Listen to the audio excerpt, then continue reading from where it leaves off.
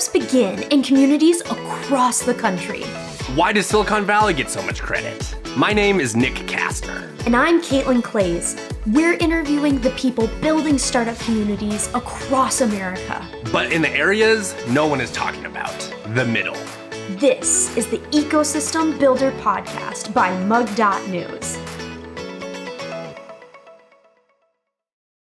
Today's ecosystem builders are from Iowa City, Iowa. We have Marlén Mendoza and Angie Jordan, the organizers behind Iowa City's first ever diversity market, which is a pop-up shopping center that features entrepreneurs from marginalized populations. Marlén and Angie, thank you so much for joining us. Hey, Nick. Thanks for having us. Yes, Thanks for having us, Nick. Of course, I'm very excited to get into the discussion, and the diversity market just seems like a very cool initiative, and I'm excited to learn more. And to start with, could you all kind of describe how this came together, this first ever diversity market? I'm Angie Jordan. I'm the president of our South District Neighborhood Association. I'm a resident that lives in the South District, and we have so many big dreams and ideas, and we put in a lot of hard work as residents and volunteers to advocate for things that we want. And one of those things is our neighborhood revitalized, so that it's reflective of us. And a big part of neighborhood revitalization is the business scene, right? And that, in my opinion, is just really lacking to reflect what is it that people that live here want, but also the entrepreneurs that are kind of disconnected and don't have a physical home or a hub. And Tasha Lard is here too, Nick. I don't know if you see her there, but yes. She was the other part of saying, well, why don't we just create a market? So it's something that we've wanted to do, but I think the timing and the climate of the nation and the world and all the things, it coalesced, and it had to happen in the South District because that's where it was needed most. So I don't know, Marlén, if you want to fill in and talk. Yeah, I mean, really, it's a connected effort to provide more opportunities for immigrants, people in the south side of the neighborhood in Iowa City, which for those who are not aware or not sure of the demographics in Iowa City, the most diverse area in the city is on the south side of Iowa City. And we do have a farmers market that is very popular right downtown. However, it's very limited to access. There's a huge waiting list.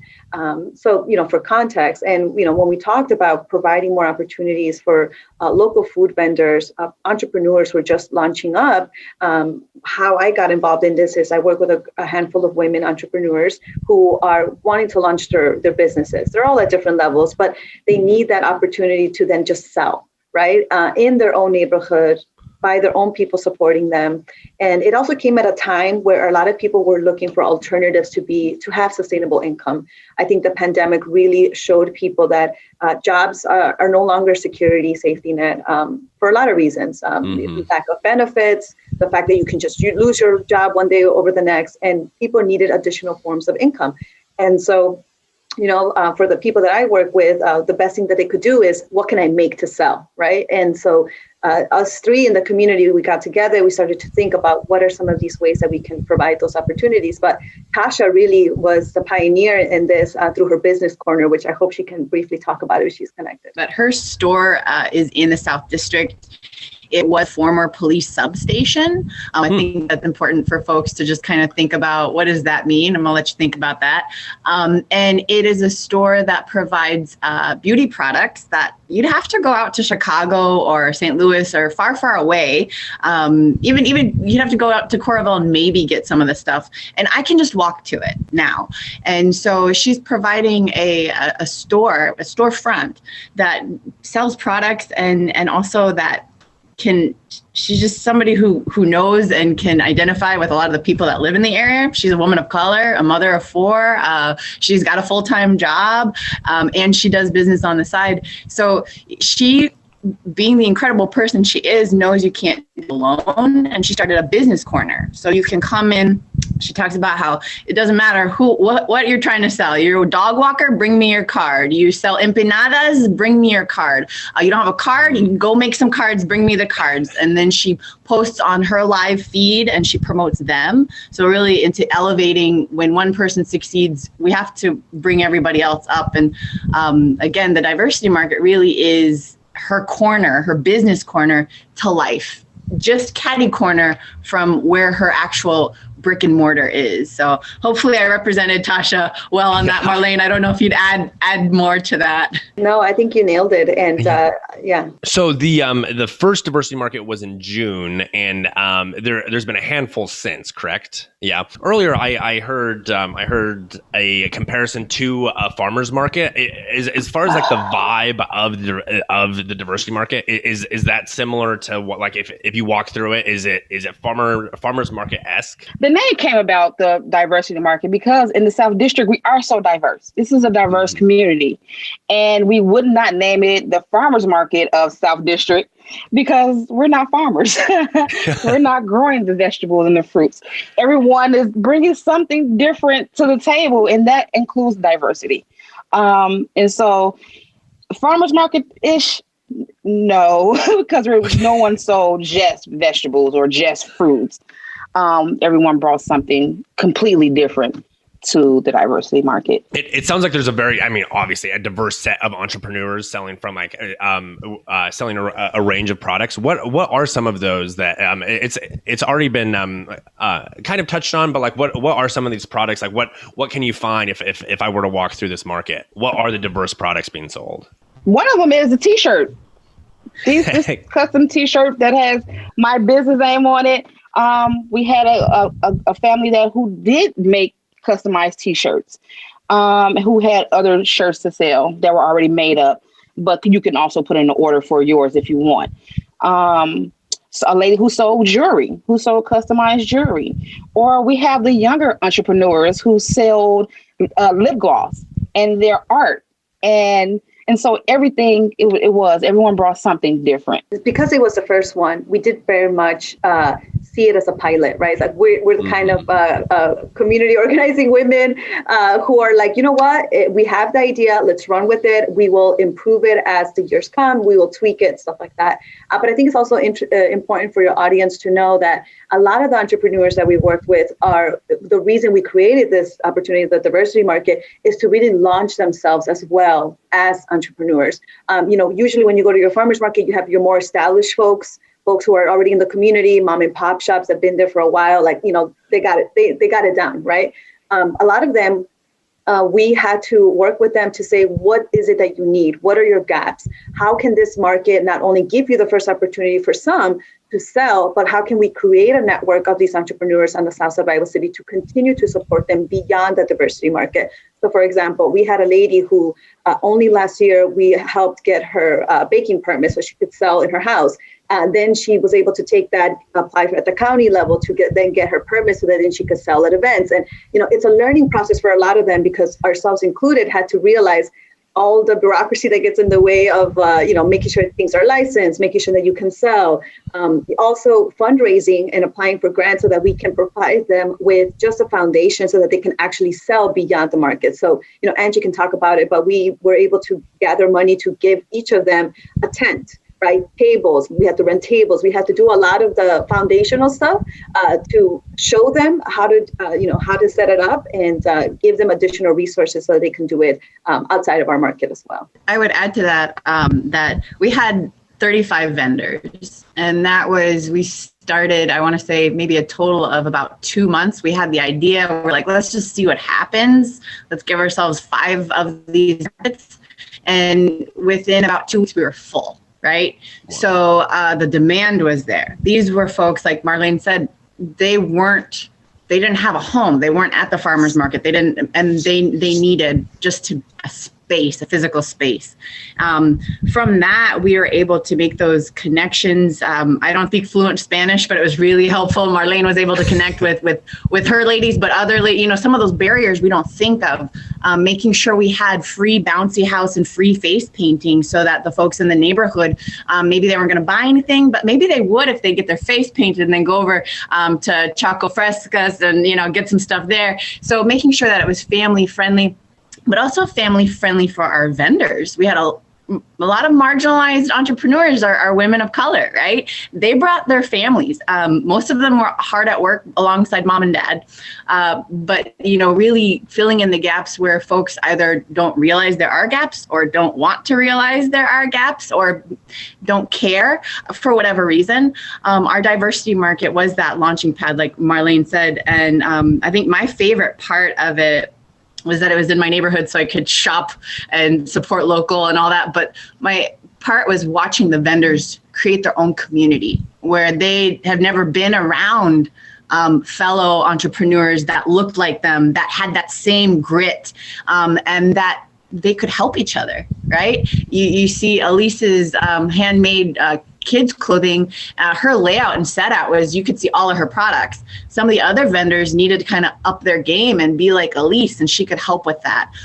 Or the generator broke. And so, Rachel Scott, who does coffee, she was able to help out and make sure that we had tables and just these spaces for each other to uplift.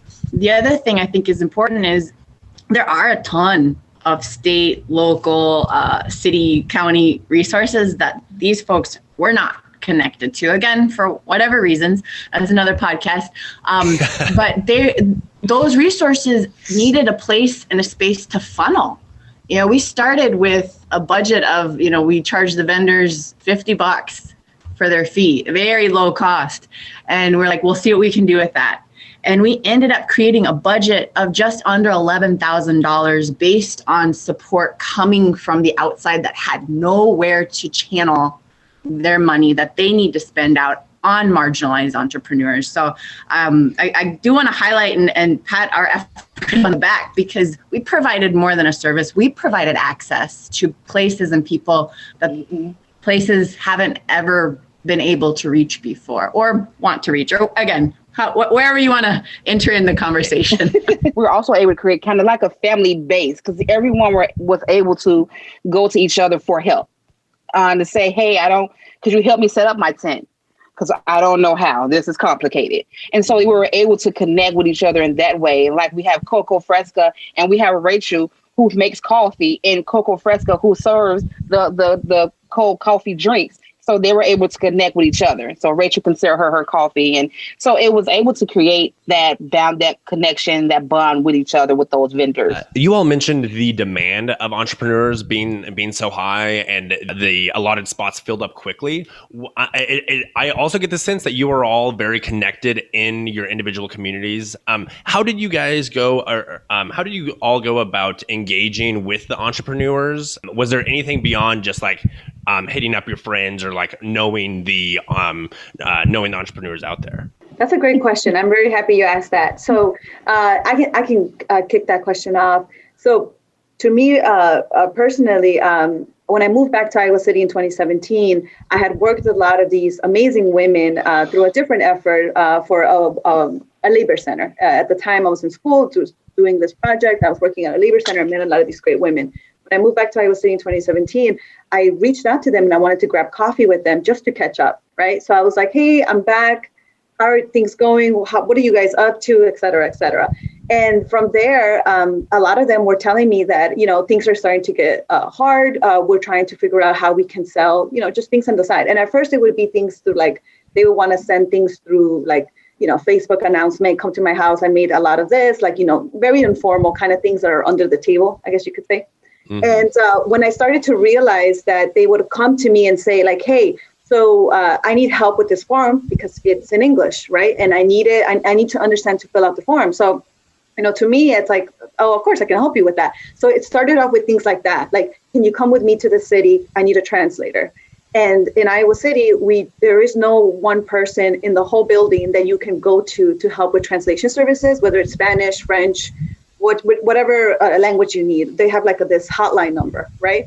So I would start off with things like that. And then it literally started happening, Nick, where because I helped one person, that one person would tell another person, it's like, hey, I know a girl who can help you, even though I'm not promoting my services, right? It's not a service. And so then these women started texting me randomly saying, hey, I got your number through this person that you helped. Can you also help me? Because I want to be able to sell, and I want to make sure that it's done legally. that's when I started to realize, wait a minute, this is not a helping one friend, two friend, three friend. This is something that a lot of people need help with. And the biggest barrier is two that I would say, at least in the Latino immigrant community, or just the Latino community. Obviously, English, the language is a barrier. But the second barrier is business. The language of business is another barrier. And I'll tell you why. When I was speaking with the women, I told them, hey, you all have businesses. You're starting off at some point. We need to do a business canvas model training. I found a person through Iowa State University. His name is Victor Olliverdes. His whole job, this one man, is to travel the state to work with Spanish-speaking communities to do the workshop in Spanish. And so he was a great resource. I connected with him. He came here to Iowa City from Ames. And we started doing the business canvas model with the women. And I realized that their mindset is that they did not see themselves as entrepreneurs. And that really that surprised me because, growing up in Chicago, whenever you go, and in Little Village is a place known in Chicago where you can go and there's just amazing mom and pop shops. It's considered like Little Mexico. And there, a lot of people are constantly selling things, right? It's very nice. But they see it as, I guess you could say, best word to describe it, but a hustle, right? They're like, I need to make money to feed my kids and do things. So I'm going to do whatever I can to sell whatever I can, whether it's corn in the street, shaved cones, whatever kind candy, whatever it is, tacos, I'm going to want to sell it.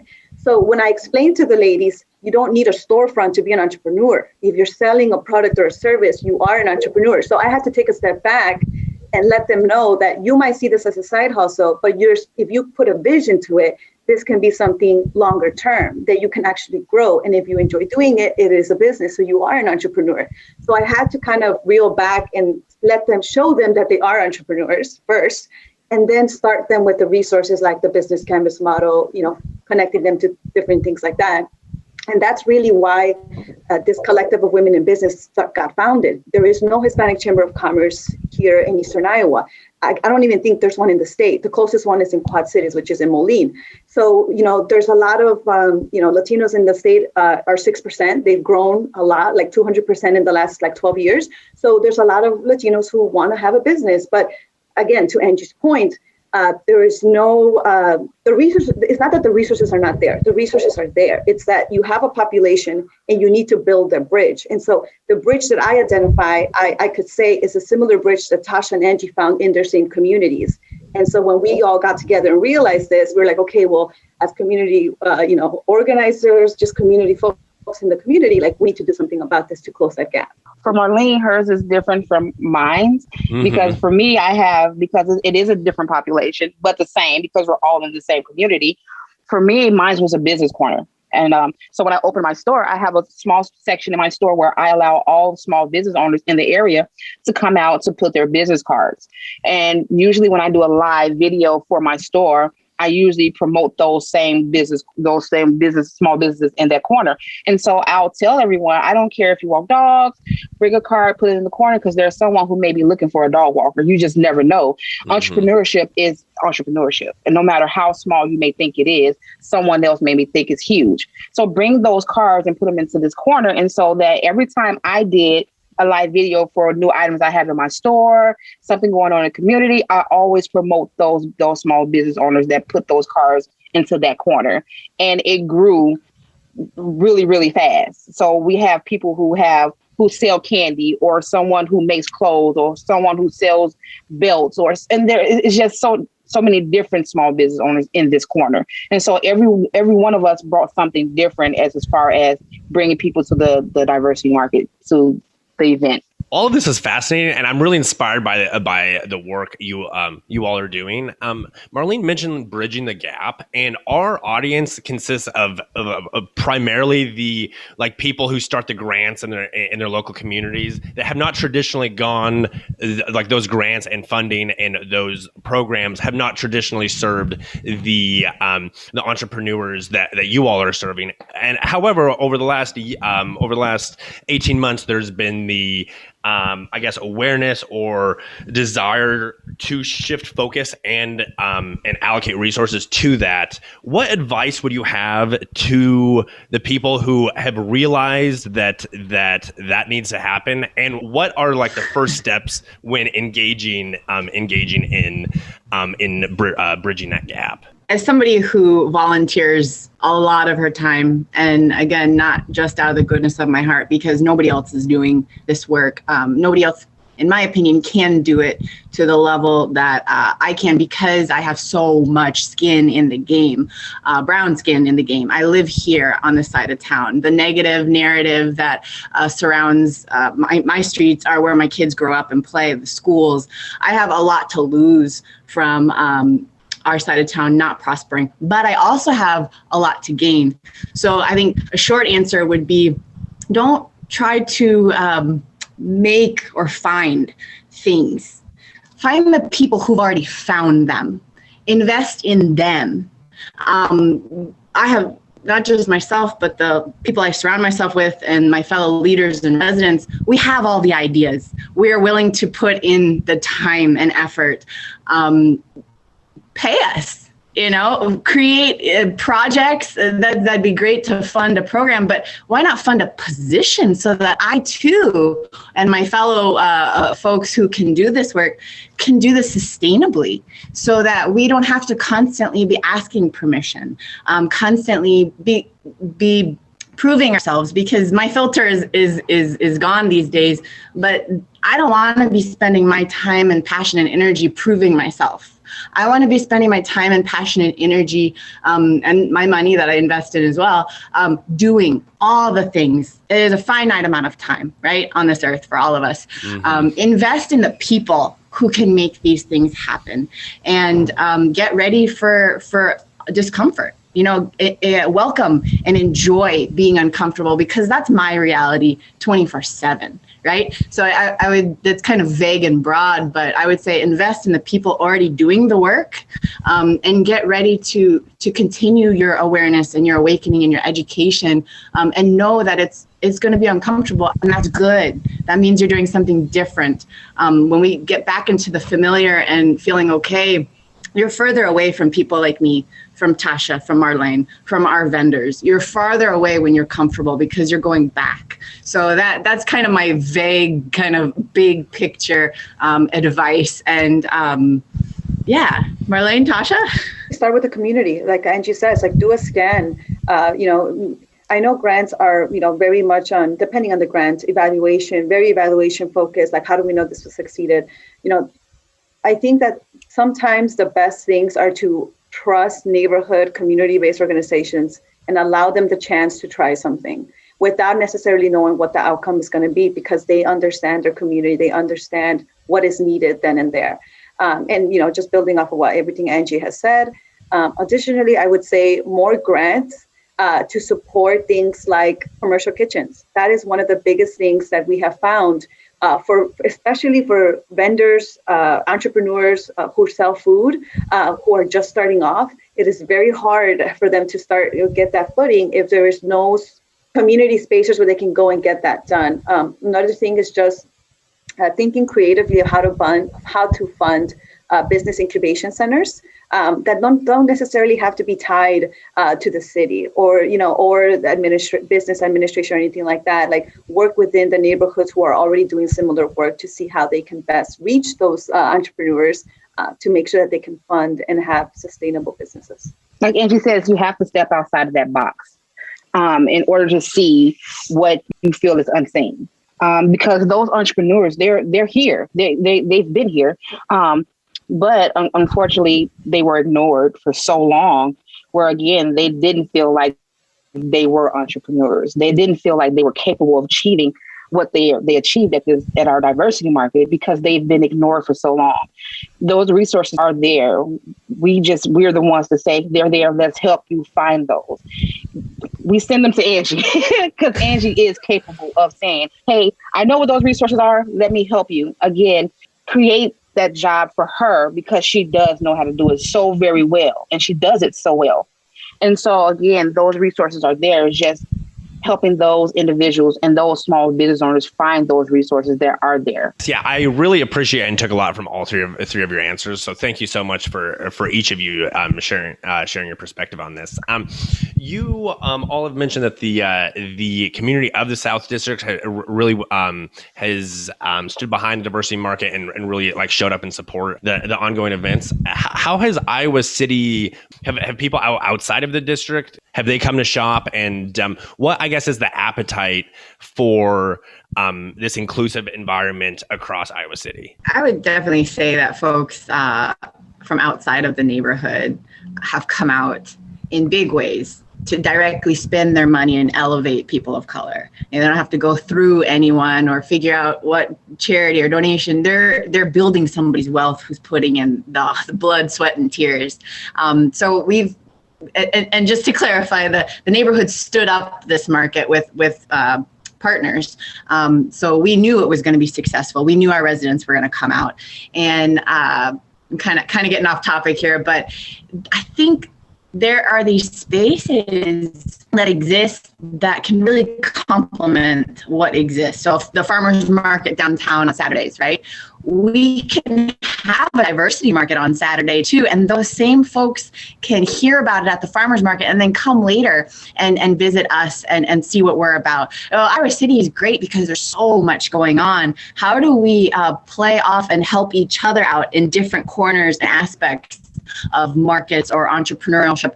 At our markets, we had a voter registration booth. You know, we have, how can we bring folks that are really passionate about increasing our district voting there? You know, there's so many nonprofits. This side of town is very nonprofit heavy. How can we create spaces for them and their following to be and support us? And we did have a great turnout, but we knew we would, because Iowa City does turn out, and we need to move beyond this being a pilot to being something that is weekly, that is year-round. Think like Nubo or Indoors, the residents in the neighborhood and outside the neighborhood, to be able to access and put their money where their mouth is consistently. We need that. Just to quickly add to that, the city has definitely come out in support through different initiatives, different types of small grants that we received, to make sure we can get some of this starter up, resources for them, like the tents, and, we had to get tables and all this other stuff that we needed just to have the market. Iowa City community, we've got a lot of people that were not from the south side of the district, which is good for two reasons. One, like Angie said, to come support these local vendors that they otherwise would literally not see in any other market. But two, to introduce them to the south side of the city. I'm willing to say that there's a lot of people that it was probably their first time going down there and looking around to see what's going on here on the south side. So for folks who are listening, if you look up Pepperwood Plaza on Google Maps, you will see that there is a lot of unused front stores. There's a huge parking lot. It's almost a place that it's right on the highway, actually, but you can literally pass by it. There's no direct signage for people to go into this very populated, diverse place. It looks practically empty. Most people are like, there's nothing really going on here, when they don't realize that we're working on revitalizing that south side of the city. Another thing is that, we're happy that members can come and explore the south side of Iowa City, but also we're doing a job that the city can't do, and that is build a network of support among different populations and understanding and helping and supporting each other. At least I feel like there's a lot of great work being done, but it's very much isolated. At least, let me speak at least on behalf of the Latino community. And so this was a great way for us to meet other leaders from different communities and, recognize ourselves and say, like, hey, we can do this together. And we're showing the city that we can do this. And we want what the city prides itself in, which is two things, right? This whole, Midwest nice thing, but also supporting local businesses. Like, we pride ourselves very much in supporting local businesses. So let's do that for this side of the city, for these new entrepreneurs as well, right? It's not just limited to the downtown area or certain people or clientele. We wanted to, on this side of town, we wanted to remove that stigma. And we wanted everyone to know that we're capable of doing these things on the south side of Iowa City. Iowa City is just not downtown district. It's also other little small areas. But unfortunately, there was a stigma placed on the South District. And we wanted to remove that and say that, hey, we were able to have fun. We had people coming from all over to see it. Iowa City supported us completely. The neighbors supported it completely. You know, everyone came out and they had a good time. They really thoroughly enjoyed themselves, so much so that they wanted to know when it was coming back again. And so there was a mass amount of support, not just from Iowa City, but the community came together as a whole. My last question for all you three is, what can our audience do to support your work? And then additionally, if you could also mention a place where our audience can connect with you online and follow this as it continues to develop. So I guess sort of two-part. Yeah, if you want to look up the South District neighborhood, I would love for anyone and everyone who's maybe sort of kind of interested to visit us. Our website is www.southdistrictneighborhood.org. We are a nonprofit. Our donations to us are tax deductible. That would be one way to support us. I think something I encourage our residents of the neighborhood, because I'm big on holding everybody accountable, including the residents who live here, is one way you can support is to show up, come to the events. You can make your donations or advocate, but come and know what you're supporting. Come and meet the folks who are our vendors or our leaders or the children. Really put in the time and commit to investing yourself, hold yourself accountable. I think that's a big way, like Marlén had talked about and Tasha, things snowball, right? You talk about it and are educated and are passionate and excited, but you really have to come do the work. And luckily for you, the work in the South District is having fun with us for the most part. So those would be my things, but the way you can help is to come and experience so that you can grow our networks, but through your firsthand experience. And then again, visiting us on our website or our Facebook page, southdistrictneighborhood.org. Actually, South District Neighborhood Association kind of houses the diversity market. So all that information that Angie just shared, you will be able to find on that Facebook page or that website. You can see all the partners that are supporting. And, you know, at LULAC, which is an organization or a nonprofit that I'm very involved with, is definitely a partner for that as well. So you got all the information that you need. You can also stop by my store, JD's Beauty Supply. And I love for people to come in so that I can actually show them the South District on our map that I keep posted in my store. And if they can come in and I can have a conversation with them, and I can also go into more detail about the diversity market, how it came about. I can even go into detail about what the logo actually means and where it came from. And so, yep, if you can stop at JD's Beauty Supply here in Iowa City in Pepperwood Plaza, that would be great. And when are the diversity markets? Just so I can mark it on my calendar and take a little road trip. Well, so that's where we're at right now. Is we had our 5 pilots that ended on the 10th of July, and we are taking intentional, mindful time to celebrate this Saturday with our vendor appreciation and awards night. I think it's really important that vendors stop and just make sure they know how amazing they are and get their awards. And then from there, we're going to figure out what does the next season look like. So if you can follow us on Facebook, go check in with Tasha at JD Beauty Supply or the Neighborhood Association. There is more information coming, so you got to be on the lookout. Perfect. I am going to go hop on Facebook right after this and toss you all a like to continue following along. And while I think the diversity market and your work together is very, very inspiring, I would also love to chat with each three of you individually about all the programs and different things you're involved with. So I keep on checking your emails over the next couple months, because I would really, really like to continue to stay connected and feature your work on the show. Thank you so much for joining us. Now that we've learned about an ecosystem from the person building it, I'm going to link back up with Caitlin to clarify some jargon and take a deeper dive into this community. Hey, Nick, how was your interview with Angie, Marlén, and Tasha? You know, Caitlin, this was probably one of my favorite interviews we've done for the show. I left just feeling very, very inspired, and it was just a wonderful, wonderful conversation that I will look back on fondly. So it was delightful. Oh my goodness, that's so cool to hear. So what was your biggest takeaway? So I guess I had a few. Well, first, to me, and I think you could potentially see this throughout the interview, that it was like a kind of a topic that was slightly outside of my comfort zone. And their whole like thing with the diversity market is like getting outside of your comfort zone. And like comfort zones are sort of what the our like lack of inclusion in America. It kind of stems from people not getting outside of their comfort zone. So I'm very happy that like we had this conversation took place. And my other thing is that, like a theme of this show is how do you create an inclusive startup community? That's a thing that both you and I really try to focus on. And like off air, we put a bunch of thought and are intentional about who we feature and the topics we feature. And this program of the diversity market, and also just the general initiative of collaborating with different communities and coming together to really like be proud and support one another. I think it's applicable to like almost every single town or city that we've covered.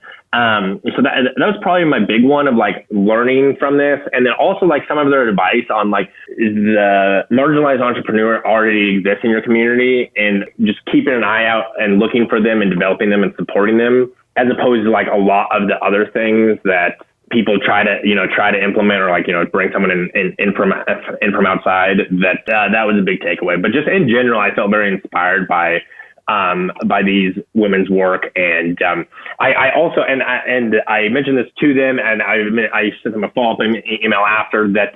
Their work as a group is very interesting, and this whole diversity market is wonderful. They also do work separately that I would like to feature each of one of them individually on future episodes. So stay tuned for the next 6 months, because we'll be trickling those in. Yeah, right on. So was there anything that you had to look up? So the thing I actually did spend some time to look up after were their individual, I guess, Facebook groups that they manage. So JD's Beauty Supply, which is Tasha's business that she runs, I crapped on her Facebook. And then the South District, if you search South District, Iowa City, that whole like economic development program that this diversity market is supporting, they have a Facebook page. So I was like, kind of looking through that. So those were the two things that I was just very intrigued and curious after getting off the call with them. Right on. So then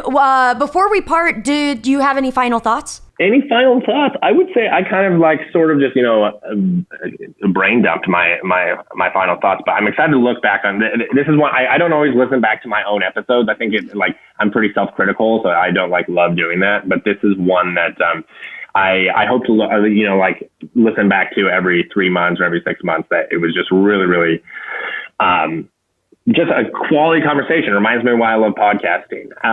But that is it from my end, Caitlin. Do you want to read us out? Thank you for listening to today's episode of the Ecosystem Builder Podcast, which is a product of mug.news and hosted by Nick Kastner and Caitlin Clays.